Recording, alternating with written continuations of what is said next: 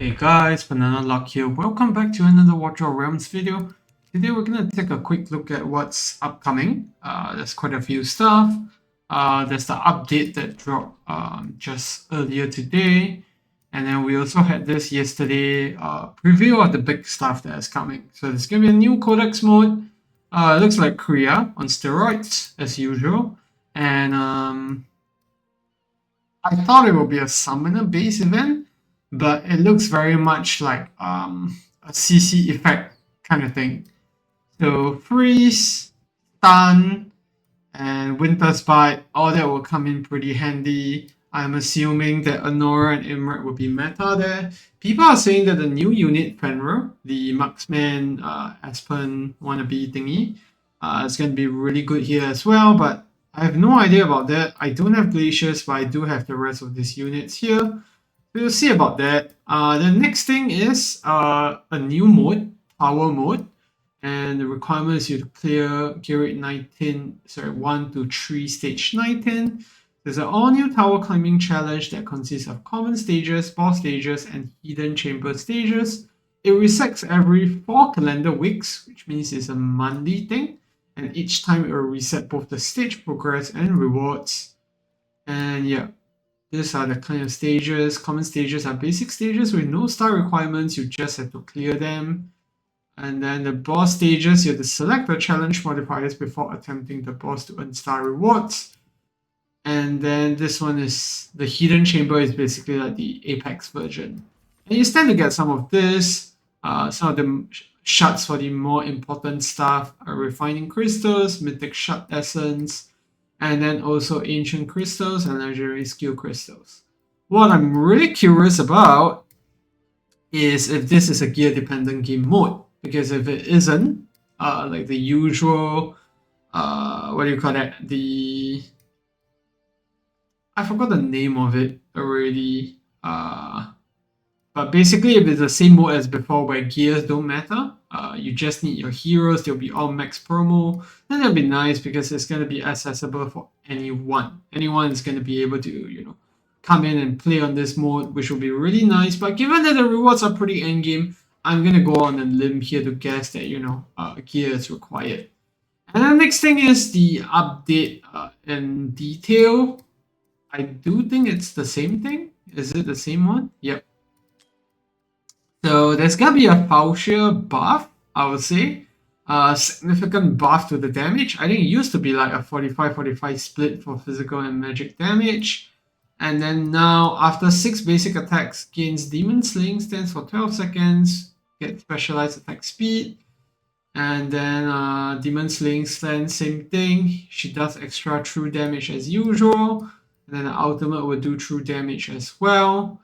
And then if the target dies, this is new, continues attacking other enemies. It means that, it's going to stack on. And then there's also attack deals extra damage equals to 20% shield strength. Very important, especially since the Northerners always have lots of shields on them. And then, yeah, it's going to be another passive. A1, A3, and A5. I think A3 is where the money's at if we're talking about extra damage. So yeah. And an exclusive artifact enhancement. Instead of increasing crit damage, it's going to increase single target damage instead, which is very important, I feel, because damage is always way better than crit damage in terms of, output numbers.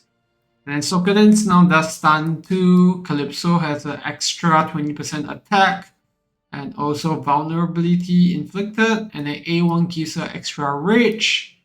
And yeah, other than that, there's a buff to Cataclysm. It's going to be on the same par with Soba Arcana now. And then they buff Hell's Lament again, but I still don't think this is enough. And then Ancient's Healing Gear primary attribute can now include attack percentage and HP percentage. And probability of crit rate and crit damage appearing as secondary attribute on Ancient Healing Gear has been reduced. That's nice. And yeah, that's pretty much it. Upgraded point, event rewards, and tiers. I'm guessing this is referring to events and Oracle Trials, but not sure what that means. And optimize the description of hero rate up in the special summoning pool. Not sure what this means, but yeah.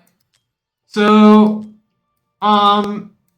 that's the update, but what we really want to look at today here is actually the upcoming banners. We have Predators Uridin. We're going to talk about it in another video, whether you should summon, but I want to take a quick look at the new hero here, Fenris.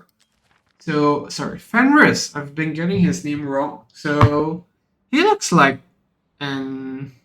He doesn't look like a Northerner, to be honest. He doesn't look human at all. Looks very much like a Celestial being.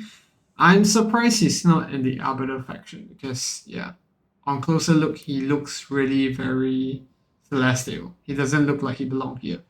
He looks like someone that'll be standing beside Ingrid, for example. So let's take a look at his stats. So at max, this is going to be, I think this is the Maul range. Almost 4k attack, 11k HP. He is a marksman, and then 3.5 seconds attack interval, that's pretty normal. And then onto his talent, when the hero has a shield, increases his basic attack range. I don't know how much that is. Is it going to be a 3 tile increase all across, or is it going to just, give him these 2 extra tiles? No one knows. And then basic attack and cosmic burst inflicts slow on the enemy. So it's a 50% slow for 3 seconds. And if you have Gwendolyn inside, the mix, I'm very sure this guy can actually, inflict slow and have that increased attack range up all the time. And then AoE physical attack deals 100% damage up to 5 enemies and then prioritizes airborne units, physical damage. And then first talent, when an enemy enters his attack range, deals 300% damage up to 1 enemy. So this goes up to 400% damage. And nearby targets would get 300% damage up to 5 enemies of this target. So this effect can be triggered one time every 12 seconds, and max level is going to trigger every 10. Just some extra DPS, I guess, for the guy. And yeah, Cosmic Burst will also inflict slow, like what they say here. And then Honor's Vow second passive. When allies on the battlefield have a shield, they gain Rage Regen.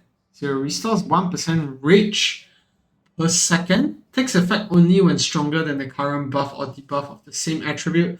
I'm not sure if this doesn't stack with Eloin. Like, is that what they're trying to say? Because it's basically the same stuff, and the effect duration goes up to 10 seconds, which is pretty nice. Even if you don't have a Gwendolyn in the mix, with a Northerner, triggering shields every now and then. What does it do? Periodically grants all a shield for 20 seconds. So that means that you can potentially get a 30% rage regen just from that one shield proc. Because, 20%, that's my bad. Honestly, I'm a bit confused. So what I'm confused about is whether when the shield goes off, does the buff still goes on? Because if it does, then it's going to be like a,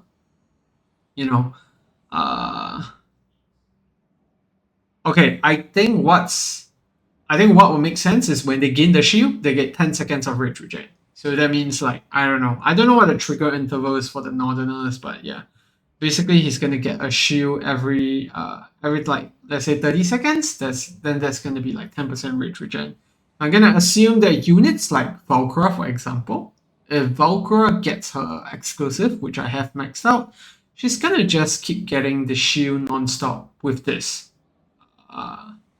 With her artifact, and then she's just gonna constantly get rage regen. That's my guess, which means that every second she's just gonna be constantly getting rage, except during her ultimate.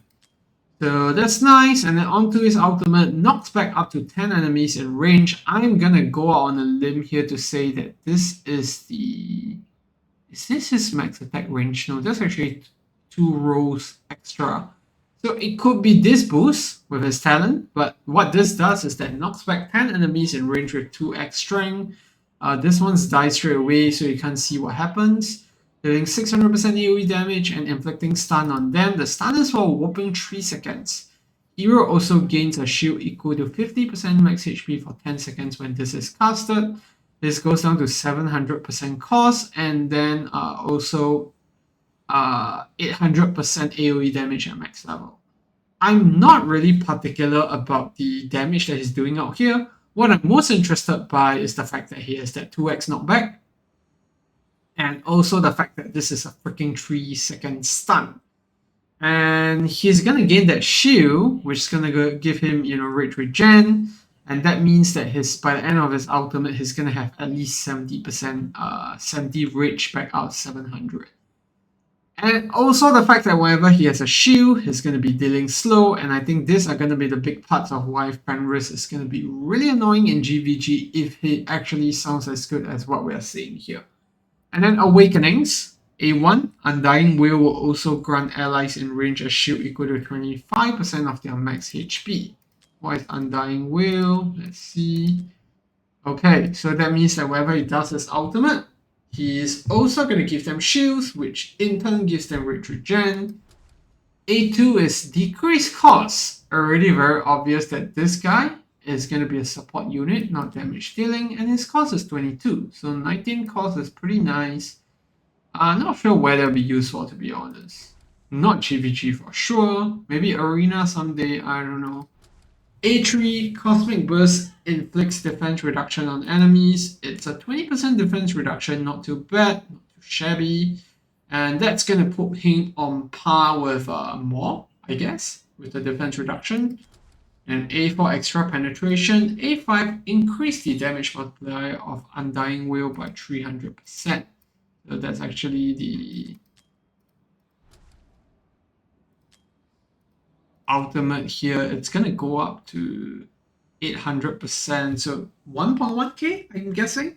I don't think it's gonna be a 300% boost like multiplied by 3. I don't think so. That's absurd. But I could be wrong. It could be that case. But in all honesty, Fenris looks good from the get-go. I think that they released this hero for a very particular reason. Probably gonna be useful somewhere down the line. But as of now, no one knows for sure. Maybe the new Codex, maybe in GVG, because they've been adding a bunch of Northerner units in recent times. So yeah, that's gonna be it for the video. Thanks for tuning in. Let me know what you're most excited about. Is it Fenris or is it the new content that's coming up? Definitely for me, it's gonna be a new content because Fenris is a better unit that I might or might not get, but the new Immortal Codex as well as the new content that's definitely gonna come in. So yeah, that's gonna be it for the video. Thanks for tuning in. Let me know what you're most excited about, and I'll see you in the next one. Goodbye.